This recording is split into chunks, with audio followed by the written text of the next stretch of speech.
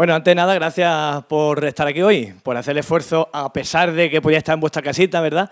Escucharlo igual de bien, pero en vuestro sofá habéis decidido estar aquí. Bueno, yo creo que eso es de agradecer por mi parte, porque no es lo mismo dar clases con poca gente que hacerlo delante y mirando la cara, ¿no? Los que somos docentes y hemos pasado por la pandemia lo sabemos, ¿no? Y yo soy de los docentes que disfruto mucho intentando interactuar. Me gusta más estar en la parte práctica que aquí arriba. Pero como no tenemos cancha, la próxima vez intentaremos hacerlo un poquito más práctico, pues también agradecer a Quique, ¿no? Que me quiera seguir invitando después de aguantarme tantos años escuchando decir lo mismo, ¿no? Y siempre me hace lo mismo, me pone siempre en el mismo orden, ¿verdad? Después de David. Alguien tiene que aguantar, ¿no? El bajón emocional que pega escuchar a David durante una hora, ¿no? Bueno, por eso yo soy listo, ya he aprendido y no voy a hablar de cómo hay que entrenar, porque todas las comparaciones son odiosas. Yo me voy a conformar con un par de cosillas. La primera es, si al final de la charla salís de aquí sabiendo por qué carajo no nos podemos hacer a nosotros mismos cosquillas. Y la segunda es, porque yo tengo todas las mañanas esa cara antes de tomarme el café. Con eso me voy a conformar. Si además lo somos capaces de trasladar a qué tiene que ver eso con la lucha que mi grupo, junto con David y la gente que trabajamos en análisis de la toma de decisiones, la lucha que tenemos con intentar entender y hacer entender por qué este tipo de actividades que están reflejadas en tanto el fútbol como el baloncesto, no digo que sean malas, digo que cuáles son sus limitaciones, hasta dónde podríamos usarlas. Están relacionadas y espero que al final de los 40 minutos que tenemos lleguemos a esa conclusión. Yo lo que voy a exponer aquí, por desgracia, a muchos de vosotros no os va a gustar escucharlo, pero a mí eso me satisface, porque una de las formas que tenemos de aprender, la más sólida, es a partir de choque entre lo que uno piensa o cree y aquello que se les pone. La ciencia no es agradable, porque la mayoría de las ocasiones nos hace chocar, nos hace tener que replantearnos nuestras creencias. Y eso no es agradable. Solo es agradable en el momento que asumimos una humildad lo suficiente para decir, no pasa nada, oye, estoy a tiempo de poder mejorar y aprender. Si yo os preguntara ahora mismo aquí, porque a mí David ha usado una pregunta de Isidro, y, oye, el entrenamiento personal, en la última etapa de formación, ya en la élite, se da mucho valor a la mejora individual, porque hay que seguir mejorando siempre, ¿cierto, no? Si yo preguntara aquí qué hay que mejorar, qué es el concepto de habilidad, pues habría muchas, en cada una de vuestras cabezas, un concepto que algunas podrían parecerse más una a otra y otras chocarían, ¿no? Pero yo lo que quiero hoy es poner en duda no tanto el modelo tradicional, que yo creo que todos los que estáis aquí presentes o escritos, o estáis inscritos de manera online, creo que compartimos ciertas inquietudes de que esto ha cambiado, pero incluso el modelo actual que tenéis en vuestra cabeza de que es técnica, de que la técnica deportiva, que por cierto es sinónimo de habilidad, técnica deportiva es igual a habilidad específica, yo quiero dar un pasito más, porque en mi proceso continuo y nunca acabado de seguir aprendiendo, siempre me he chocado con interrogantes que no he sido capaz de solventar. Y muchos de ellos están relacionados con la técnica. David actualmente está muy preocupado por, ¿no?, este proceso técnico de tecnificación. No sé si en fútbol se usa este concepto, en el baloncesto es muy típico. Vamos a tecnificar. Sesiones de tecnificación. Bueno, esto en baloncesto en alto rendimiento es habitual. Yo por suerte tuve un par de experiencias en alto rendimiento y yo me dedicaba a tecnificar a jugadores profesionales. Y claro, me decían, tienes que ponerte con los pivots y ponte a mejorar sus recursos técnicos. Y claro, yo, que venía de otro ambiente, me pongo allí a hacer unos contra uno como un loco. Me dice, que no, que eso no es. Que tecnificar es, ponte a pivotar, dile la secuencia lógica de ahora hace aquí, después lanza, y lo repite 1000 veces. Y a mí me chocó mucho que eso estuviera asentado todavía, porque fijaros, esa creencia de que habilidad tiene dos componentes, y es, ¿no?, aquella parte técnica o patrón de movimiento eficaz, que lo podemos usar como general y que se ha demostrado que es útil, y aquella parte que, bueno, y una vez que nos vamos al campo, una vez que tú has aprendido un montón de técnicas, un bagaje muy grande, un almacén, pues voy a usar aquellas, ¿verdad?, que se ajustan más al contexto en cada momento, y las cojo, le elijo. Bueno, este sinónimo de lo que sería la técnica deportiva, creo que ninguno de los que estáis aquí ya cree en él. Porque yo no voy a hablar de eso. Yo voy a hablar de la revolución de Mano. No de Mao. La de Mano. Y yo voy a tirar un poco de... Ya que tengo aquí mis maestros, y siempre es un gusto verlos. Yo entré en la Facultad de Deporte de Granada en 1996. Y yo, por suerte para mí, fui muy malo jugando a baloncesto. Digo por suerte para mí porque mis creencias, cuando llegué con 18 años a la Facultad de Deporte, no estaban muy arriesgadas de que era la técnica. Bueno, fue más fácil engañarme. Y yo, la revolución de Mano fue esta. Y es que todos los profesores de primero, de segundo, de tercero y de cuarto, en todas sus clases, hablaban de esto. En todas. Ya sea los deportes, yo me acuerdo todavía, tengo clavado. Es que lo tengo aquí. El día que entré en la primera clase de deporte individual, esquí, deporte de invierno. Me acuerdo que me contaban cosas que yo, en la vida, como jugador de baloncesto que era, me pudiera haber imaginado que qué había detrás de un jugador que cuando decide votar, por qué vota y cuáles son los mecanismos que explican ese bote o ese lanzamiento o ese pase. Bueno, pues este modelo, para que no lo sepáis, fue muy importante en los años 80, en los años 90, en la Facultad de Deporte, porque inundó poco a poco la sociedad del deporte español. Y yo hace poco lo hablaba con David, me siento muy orgulloso de pertenecer a ese grupo de profesionales que ha conseguido lo siguiente, y es que nadie pone en duda hoy que el acto táctico, la capacidad de jugar, de ejecutar una habilidad motriz, tiene tres componentes, ¿sí? Nadie lo pone en duda. Es más, yo he visto profesionales de después de escuchar a David o a otros profesionales de la facultad académica, decir, me has convencido. Yo trabajaba mucho aquí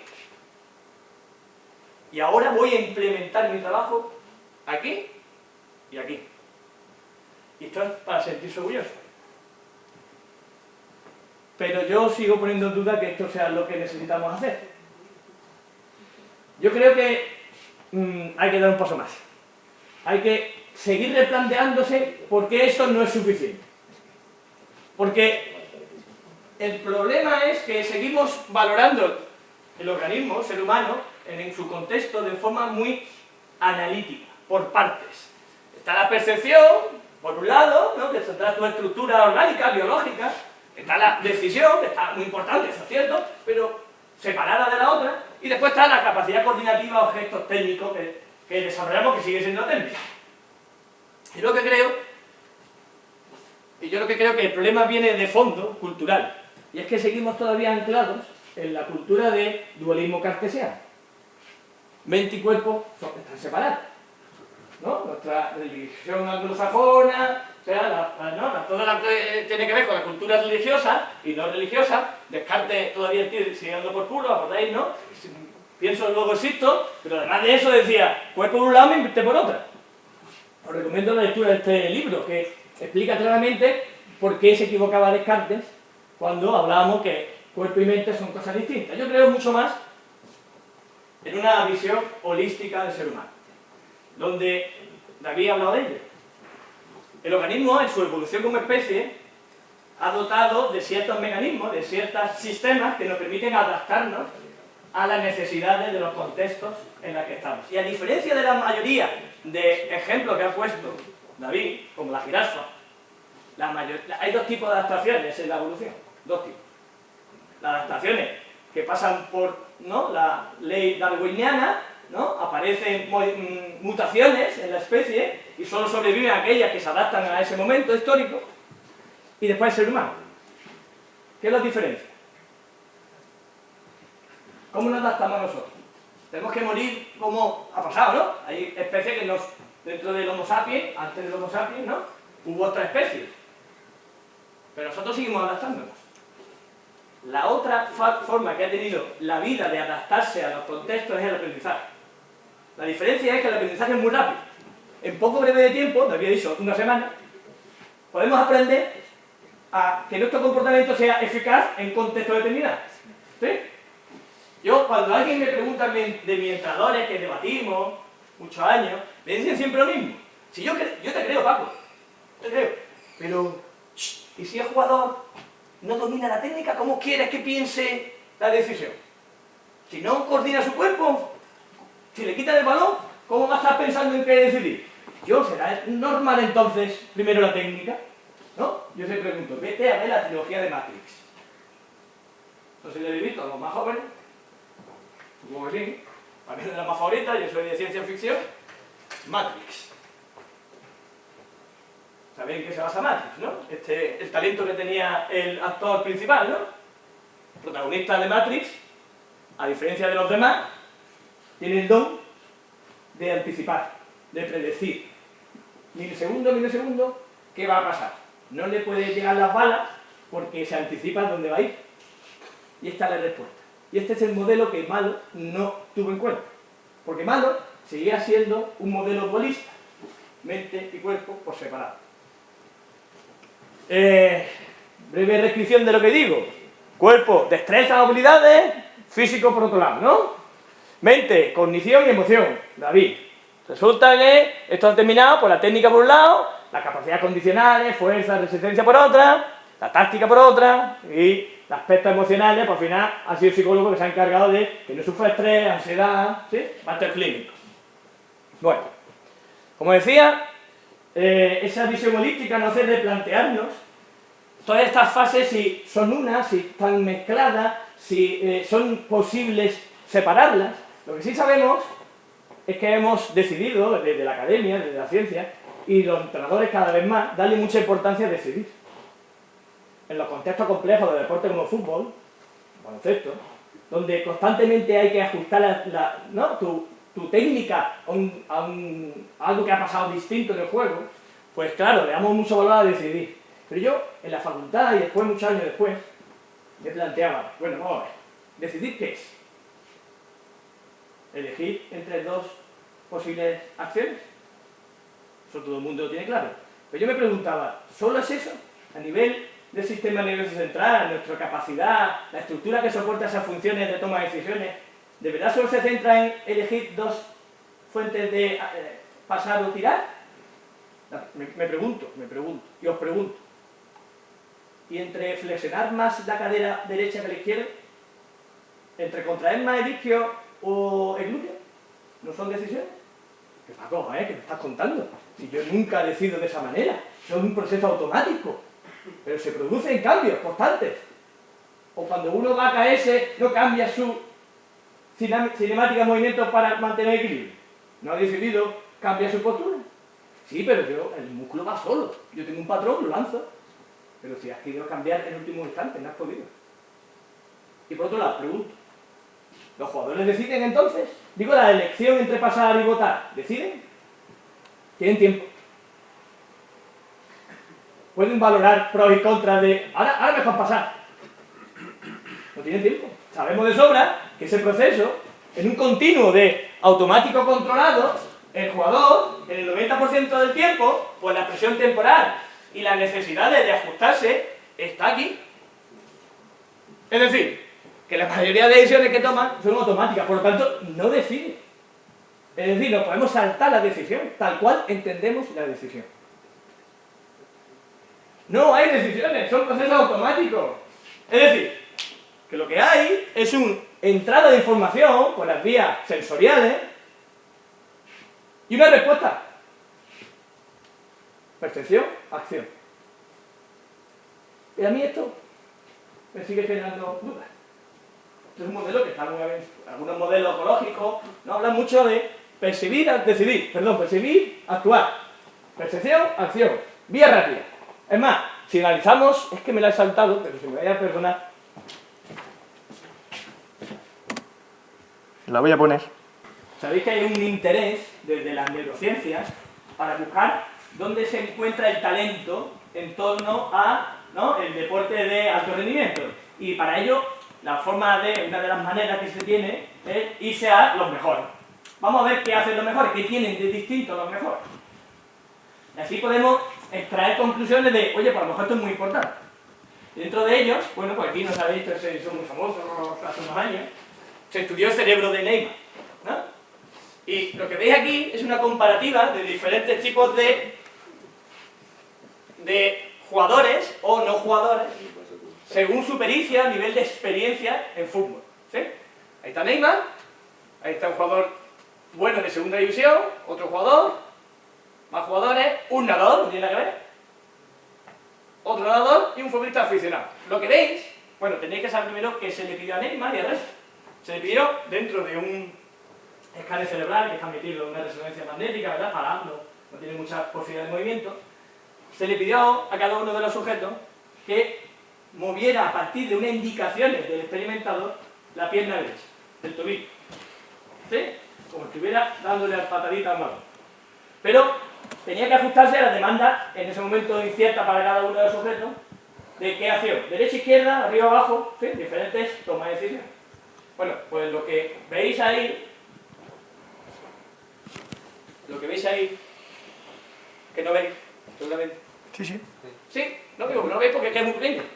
Es que Neymar casi no activa la parte del cerebro relacionada con el acto motor, ¿no? La parte motora.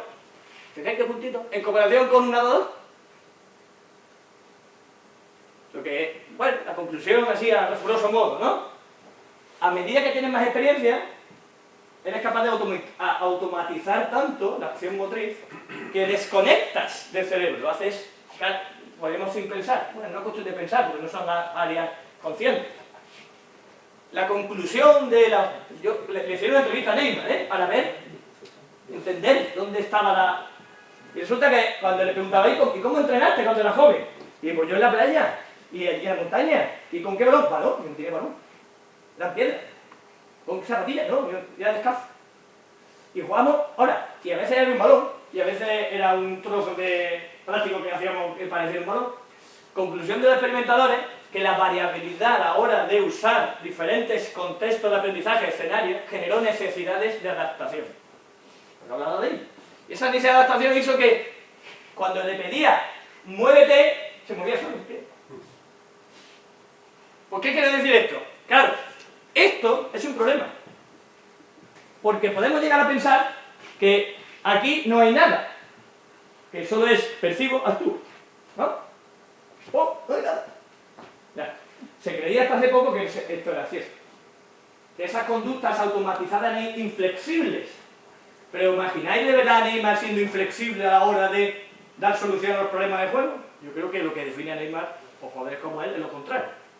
Su gran capacidad flexible y adaptativa.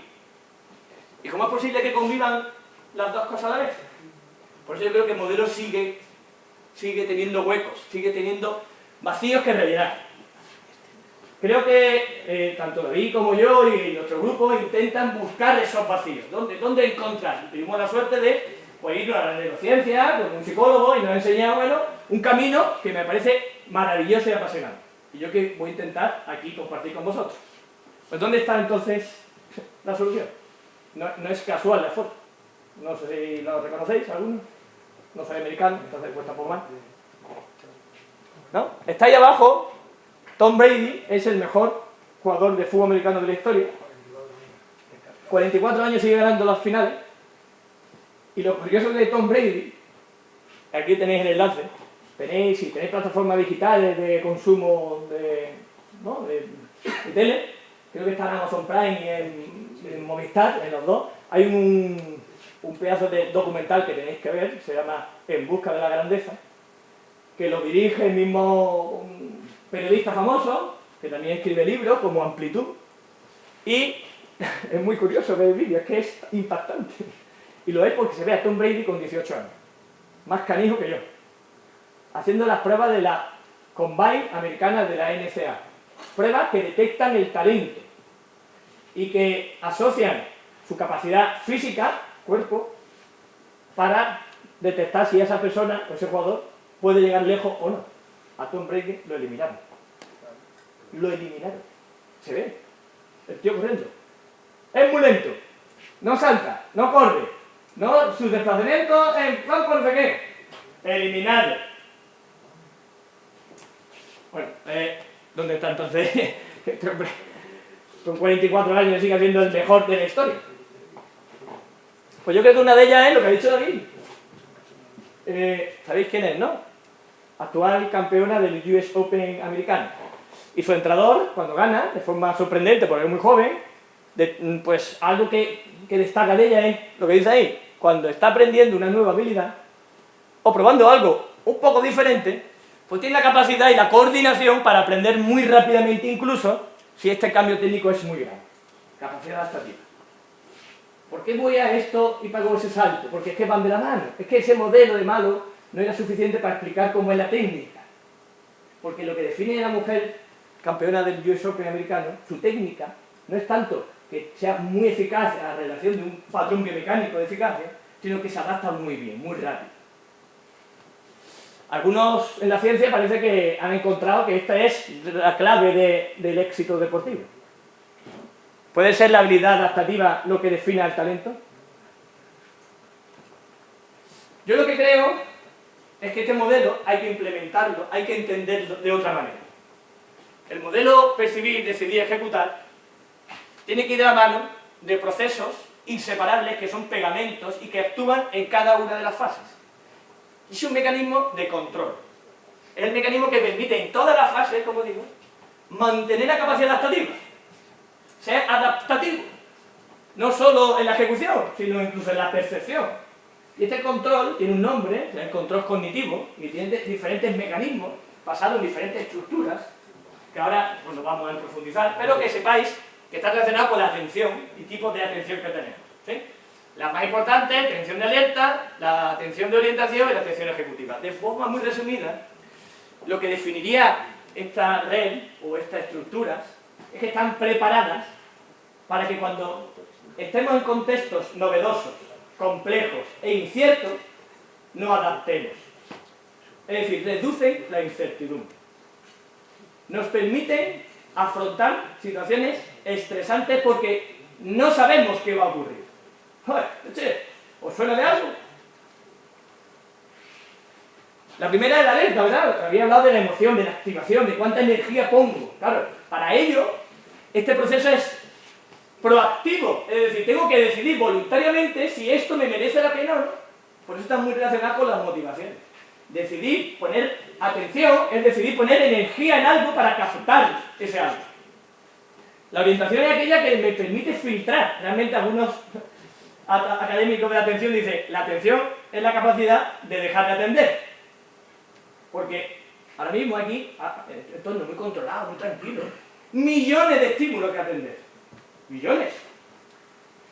No solo externos, no solo relacionados con lo que está en mi ambiente, no solo mi discurso, no solo mi tono de voz, no solo los colores, sino internos. Muchos son internos. Mis pensamientos, mis sensaciones corporales, mis necesidades básicas. ¿O es que aquí ya no nadie empieza a tener hambre?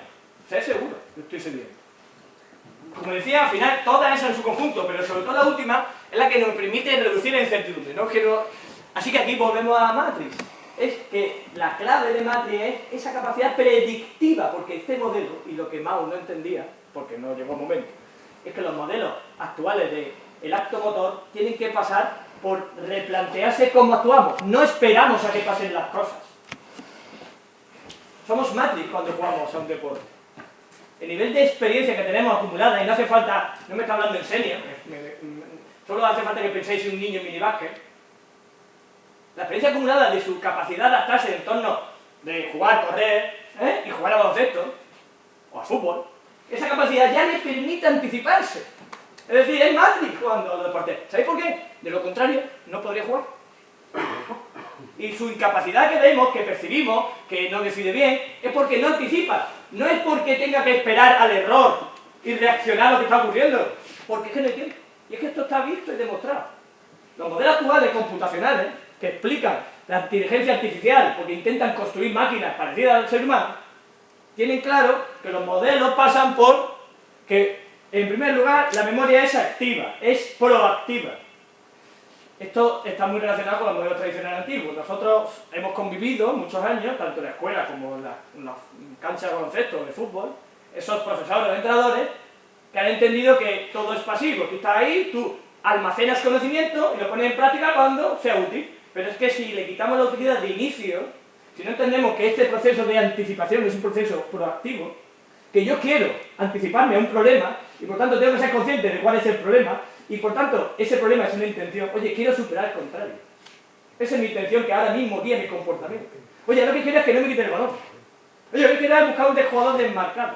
Es decir, conviven constantemente, segundo a segundo, diferentes jerarquías de intenciones. Y la posibilidad de memorizar, es decir, de aprender, por tanto, una habilidad, pasa porque sea de manera activa, autónoma, que parte de mí. Y no que tú me digas, hazlo de esta manera porque este es el patrón que hace Harden en la NBA, es que te va a venir muy bien. Ya, pero es que yo no veo el problema. ¿Dónde está el problema? Y esto pasa, es curioso, no sé si alguno, si os preguntara ahora mismo cuando un niño recién nacido nace, ¿creéis que su capacidad de aprender es la única para poder conocer el mundo? Es decir, ¿qué creéis? Venga. ¿Es una tabla rasa? ¿No tiene nada? ¿Y se escribe a partir de sus experiencias? ¿O ya viene dotado genéticamente con algo que le permita entender el mundo? No es ni a nivel, ¿no? Pero si hay que posicionarse... Ya viene. Tanto es así. ¿Realmente es necesario la interacción con otros para que aprenda a hablar? ¿Andar? Bueno, pues claro. ¿Pero en qué grado es necesario? Es decir, un niño va a terminar hablando y un niño va a terminar andando. Porque viene genéticamente predispuesto a aprender a andar, a moverse, a saltar.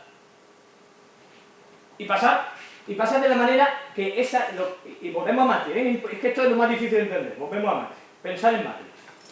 El niño es un experimentador. Posee hipótesis a partir de cómo es el mundo. Es apasionante. Sabe hasta matemáticas. Un bebé recién nacido. Os recomiendo el libro Cómo aprendemos, de Stanislas Dehaene, un francés neurocientífico que lo explica muy bien. Muy fácil de entender. El niño ya posee dotaciones de cómo es el mundo. Y lo que hace de forma activa, proactiva, es que la pone en práctica cuando un niño... No, que tiene un niño, que tiene niño, sobrino, ¿no? Hace esto. Y dices... Se parte de risa. ¿Qué creéis que está haciendo? A sondearse a su padre, sí, pero aparte. Experimentando. Experimentando. Tiene una hipótesis, me experimento es parte de una hipótesis. Creo que la gravedad existe y que si un objeto que pesa X lo tiro, va a caer a esta velocidad. Eso es lo que hace el cerebro de un niño. Tal cual. Y la prueba en práctica. Si se cumple su hipótesis, el niño no se sorprende. Va para adelante. Pero es raro en un bebé. ¿Por qué? Porque sus hipótesis de partida son muy abstractas, muy generales, muy lejos del contexto que las toca vivir. Le pasa con el idioma. Estamos predispuestos a aprender un idioma. ¿Cuál? El que no toca vivir. Tú tienes una hipótesis de partida de qué es un lenguaje y lo vas refinando en el momento que escuchas ese lenguaje.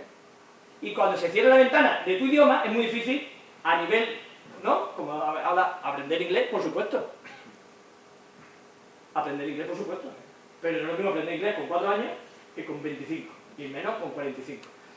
Porque la capacidad de hipotetizar qué está ocurriendo y poner en práctica y fracasar es lo que hace que aprenda el niño. Cuando fracasa se ríe. Cuando fracasa significa que su hipótesis no coincidía con lo que tiene en su cabeza. Y se parte. A mí me encantaba jugar con mi niño a esconderme detrás de un papel o una manta. Porque su cabeza era, no está, ha desaparecido. Y aparecía de repente. Y eso no estaba dentro de sus planes. ¡Jua! Se partía de esa. Aprendí. El error es necesario. Hipotetizar cosas son necesarias. Equivocarse para adaptar mi hipótesis. ¿Qué ocurre cuando aprendemos mucho en un deporte? Que poco a poco, a partir de esta capacidad de reaccionar ante lo inesperado y sorprenderme, poco a poco voy refinando mi hipótesis, cada vez son más finas, cada vez se ajustan más a la realidad que me toca vivir. En mi caso, baloncesto. Y cuando lo hago cada vez más fina, lo que hago es automatizar. No aparece ahí, pero es automatizar. tengo que quitar. Automatizamos. Y cuando automatizamos, aparece la posibilidad de no tener que pensar tanto en esa hipótesis. Actuamos más rápido. Pero aún así, tenemos un mecanismo tan fino, tan fino, tan fino, que a pesar de eso, nunca dejamos de aprender. Que aunque creamos que hayamos utilizado un gesto, una técnica, la realidad es que tenemos un control absoluto constante. Lo tenemos de tal manera que siempre nos permite adaptarnos hasta el último segundo. Tanto es así que si evaluamos la capacidad técnica de un experto tirando triples y lo grabamos en 3, 4 ocasiones, ¡no se parecen! ¿Y sabéis por qué no se parecen los gestos? Porque tienen una variabilidad funcional que es eficiente, que se ajusta a las demandas cambiantes, porque el propio sistema detecta los pequeños errores, incluso los biomecánicos. ¿Y qué hace? Lo cambia. Detecta el error incluso, por tanto, antes que aparezca. Los buenos, las técnicas buenas, los expertos, no esperan al error, detectan el error. Y permiten hacerlo de tal manera que, o bien, me tengo que saltar todo esto si eso me da tiempo, o bien, ese error, depende temporalmente, cuando lo detecte, temporalmente, a ver si me explico, para que no detecte el error pasan milisegundos. Si entre 0 y 80 milisegundos, ese error me permite todavía cambiar de intención. La jerarquía es que no lo voy a superar, que mejor me voy para atrás. Pero incluso pasados los 80 milisegundos, todavía tenemos posibilidad de detectar el error y cambiarlo, y ajustarlo. ¿Cómo? Biomecánicamente. Cambio la flexión de cadera. Ya no me caigo al equilibrio. Estos son los dos mecanismos, y se producen cuando se analiza el cerebro del experto, y se producen a partir de lo que se llama potencial evocado, y se producen a partir de cómo esa curva de los milisegundos cambia. ¿Sí? Y por eso termino, ¿qué tiene que ver con la cosquilla? No vamos a hacer cosquillas, porque este sistema de detectar el error se basa en las consecuencias sensoriales. El modelo lo que hace es, Paco, vas a hacer esto, y manda una posible patrón de movimiento imaginario, y le dice al sistema sensorial del cerebro, si haces esto, las consecuencias sensoriales, las emociones, van a ser estas. Como vayas por ahí, vas a sentir esta emoción. Y como hemos aprendido por ensayo error previamente que esa emoción no es buena, detectamos eso, paramos y no lo llevamos a cabo. Por eso no la podemos hacer cosquillas. Porque cuando tú quieres hacerte cosquillas, tu organismo te está viendo, ya sé lo que voy a sentir, no hay sorpresa. Por eso yo me levanto así. Porque el café tiene un efecto estimulante, ¿no? Muy grande, como decía antes Luis, ¿verdad? Los que no hemos bebido café habitualmente, cuando nos tomamos un café, nuestro organismo ¿qué hacía?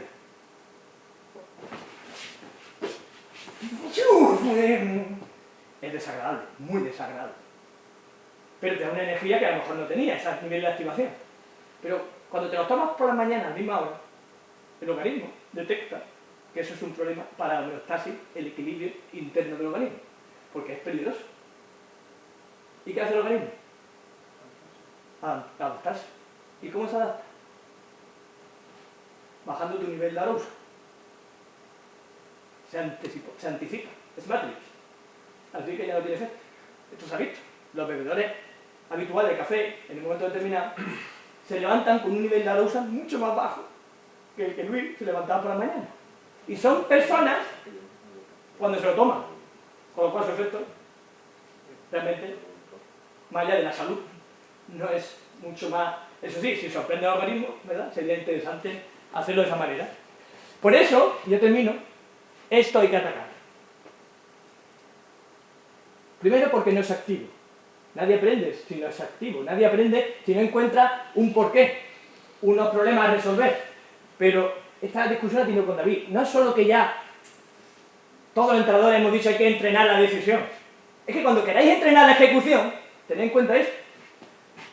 Este jugador o ese jugador, cuando tú le pidas que vaya y acelere mucho porque quieres replicar ese patrón de acelero, desacelero, baja centro de gravedad, bajo para atrás, un step back, o un cambio entre las piernas, y requiere una velocidad X, y una desaceleración X, tú nunca la vas a replicar delante de un combo. ¿Sabéis por qué? Porque es café. Porque se anticipan. Porque tú no tienes que decir, el cerebro va solo, y dice, ¿cómo está allí? Me quedan 2 metros por llegar. ¿Para qué carajo voy a correr a 100%? Si está ahí, desacelero poco a poco. Y arrancar, por mucho el entrenador que me guía, que sí, pero no arranco a 100%. La única manera de arrancar al 100% es imaginar, tener un defensor que diga, hostia, que no voy a superarlo, cambio de intención. Voy a tener que frenar. Y lo tengo que hacer imaginando su respuesta. Claro, si no está, ¿cómo voy a generar? Y esto se ha estudiado. O sea, cuando jugamos, estos son japoneses con la caña, han estudiado el comportamiento motor de jugadores de baloncesto profesionales jugando unos contra unos. Y resulta que es imposible anticiparse. Es imposible, el defensor actúa previamente a la acción del atacante. No puede esperar. Se tiene que imaginar. Y nosotros creemos que en el cono lo va a conseguir. Ese es el problema. Y lo hace, y ya lo termino, este mecanismo lo hace gracias a la emoción. Hace la emoción. Así que condición y emoción van de la mano. No la podemos diferenciar. ¿Sí? A medida que el error es más grande, la emoción que suscita es más grande. ¿Qué tenemos que hacer? Enseñar a nuestros jugadores que experimenten las sensaciones de su cuerpo, que escuchen a su cuerpo, que si tienen experiencia, escuchar a su cuerpo es la forma de aprender. Podría decir muchas cosas, pero Kike hace 10 minutos me dijo 5. Así que, si tenéis alguna preguntilla.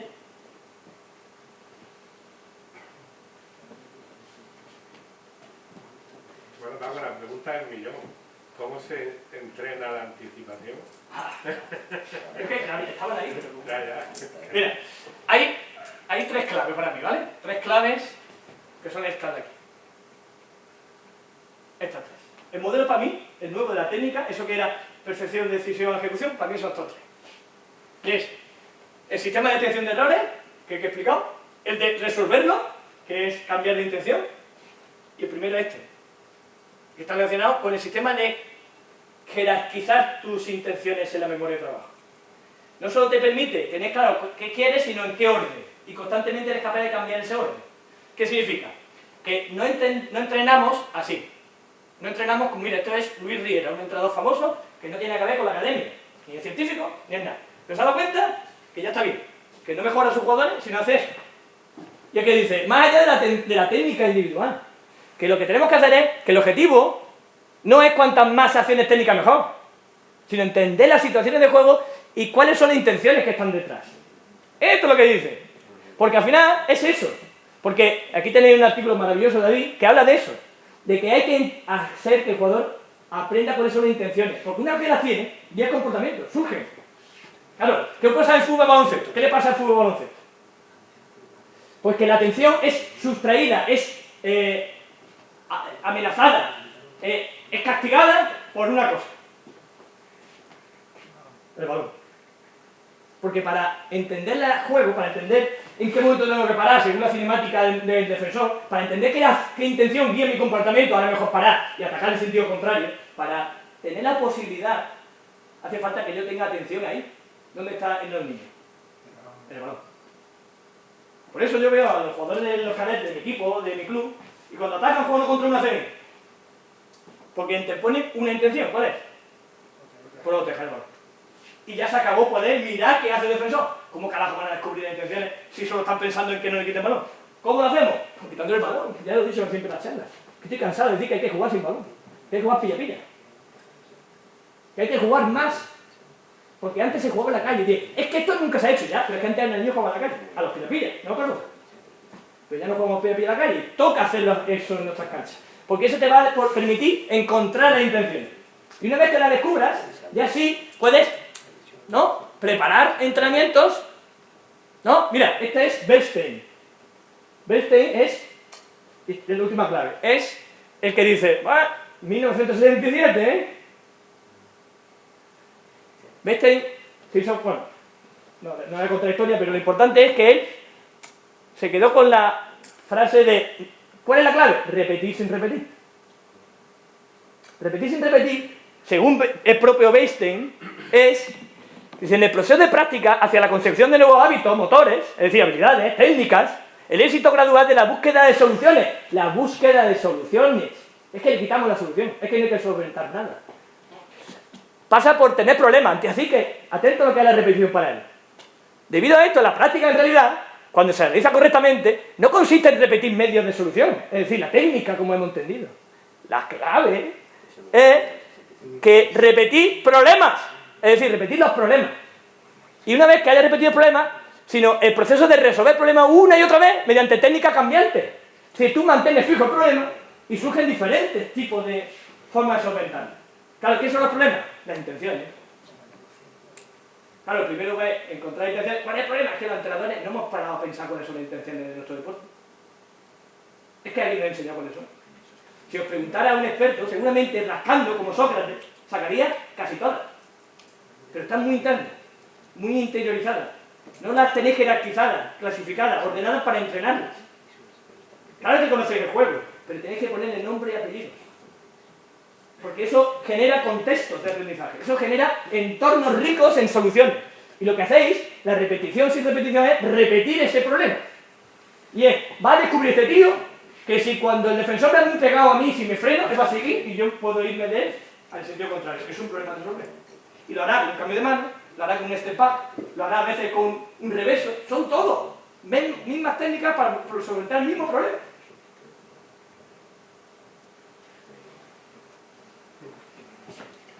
¿Más preguntas?